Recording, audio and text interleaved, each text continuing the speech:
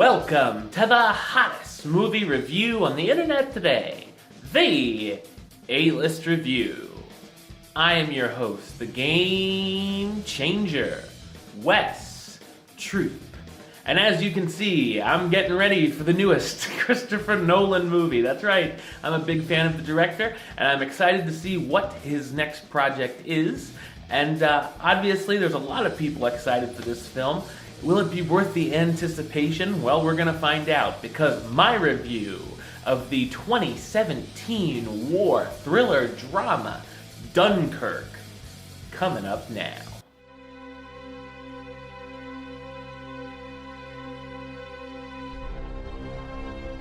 During World War II, 400,000 Allied soldiers are stranded on the beach in the French city of Dunkirk. While waiting to be evacuated, the soldiers are periodically attacked by Nazis by air, sea, and land. Will the soldiers be able to make it out of Dunkirk before it's too late? So what did I think of Dunkirk? I thought it's a well-made war thriller. The film is directed, of course, by Christopher Nolan, and a few minutes into it, you can tell his handprints are all over it. The movie itself is a spectacle to see on the big screen, with fantastic visuals, most notably the dogfight sequences in the air. The action begins as soon as the film does, and never really lets up.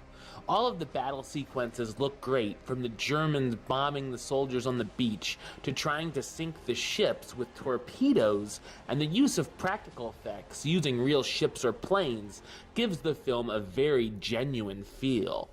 The sound is also fantastic, from explosions to gunfire, which caused a number of people in the audience to jump out of their seats. The violence is PG-13 friendly, but I thought it works well here, and it never felt watered down. Now, being a Christopher Nolan movie, it certainly could be confusing to some viewers.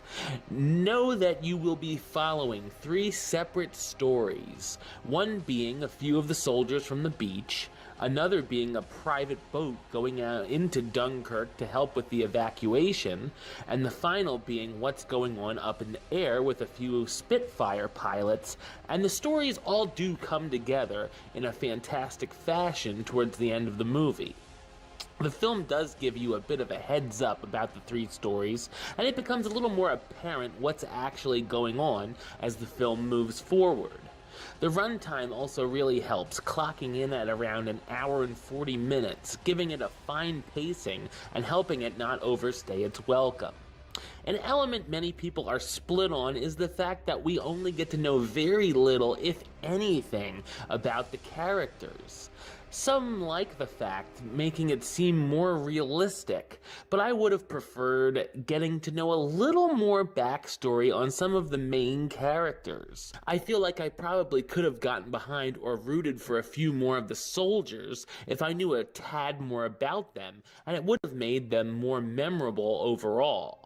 Also, never seeing some of these younger actors before, it was hard for me to tell them apart in a few different scenes.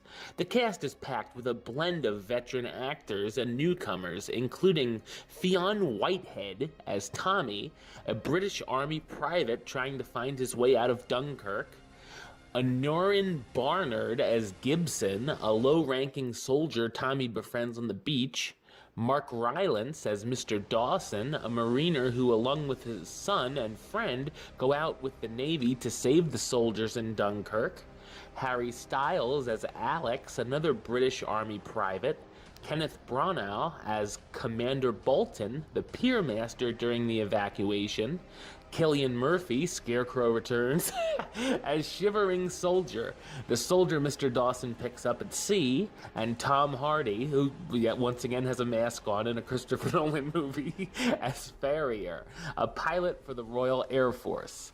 While I may not exactly call it a masterpiece as some have, Dunkirk is an intense war film with wonderful visuals worth checking out on the big screen. I'm gonna give it the rating of... do it. Alright, well, that's the show. I'll be back with another review very soon. But until then, don't forget to subscribe right here on YouTube. youtube.com/westside515. You can like the show on Facebook, facebook.com/WestTroopAlist.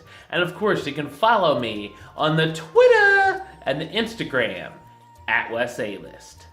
Until next time, Troop out.